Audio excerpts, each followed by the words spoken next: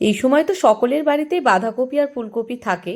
তো বাঁধাকপি দিয়ে এই রেসিপিটা একবার বানিয়ে খেয়ে দেখো, কেমন লাগে আমায় কমেন্টে জানিও। তো এই বাঁধাকপিগুলোকে এরকম আমি ছোট ছোট করে পিস করে নিয়েছি এবং এই একটা টুথপিক দিয়ে এইভাবে গেঁথে নিয়েছি। সব বাঁধাকপিগুলোকেই আমি এই প্রসেসেই কেটেছি আর টুথপিক দিয়ে গেঁথে নিয়েছি।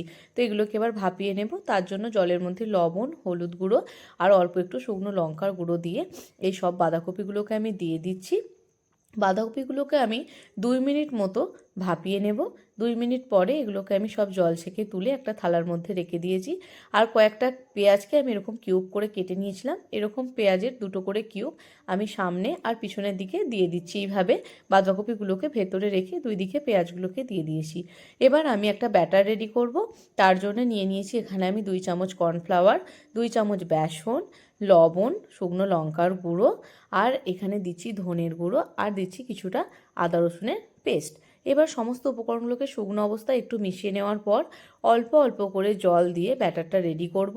এরকম ব্যাটারটা এই ধরনের হবে, খুব পাতলাও হবে না আবার খুব মোটাও হবে না।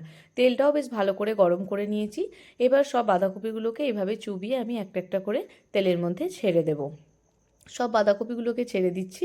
এবার উল্টে পাল্টে একটু লাল লাল হয়ে যাবে যখন, তখন বেশ তুলে নেব। সব বাঁধাকপিগুলো আমার ভাজা হয়ে গেছে। এবার একটা সস রেডি করব। তার জন্য কয়েক দানা চিনি নিয়েছি 1 চামচ সয়া সস, হাফ চামচের একটু বেশি নিয়েছি গ্রিন চিলি সস। এই ঝালটা তোমরা তোমাদের পছন্দ অনুযায়ী দিও।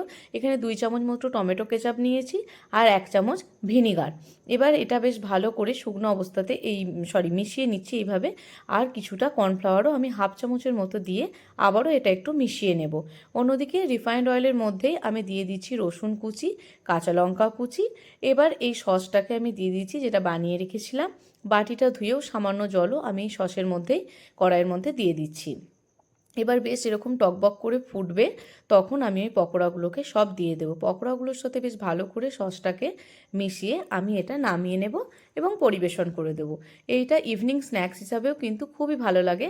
আর ভুলে গেছি আমি বলতে, নামানোর আগে অল্প একটু সাদা তিল ওপর থেকে ছড়িয়ে দিয়েছি। বেশ ভালোও লাগে দেখতে আর খেতেও ভালো লাগে। তো ভিডিওটি ভালো লাগলে অবশ্যই আমাকে কমেন্ট করে জানিও। আর এরকম ভিডিও পেতে চ্যানেলটি লাইক, শেয়ার, সাবস্ক্রাইব করে পাশে থেকো।